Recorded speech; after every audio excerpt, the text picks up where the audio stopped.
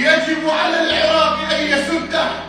ألا وإننا في أزمة داعش لم يقف معنا لا سعودية ولا كويت ولا إمارات، بل الذي وقف معنا هو إيران.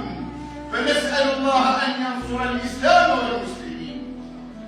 فعندما يكون هذا هو حالنا ونعيش في أيام كهذه الأيام، وأقول والله وأنا أنظر إلى الأحرار من أهل البصرة بالتحديد حالهم كحال السيدة زينب عندما تنظر من بعيد إلى أخيها الحسين وهو يقتل ولا تستطيع أن تقدم شيء.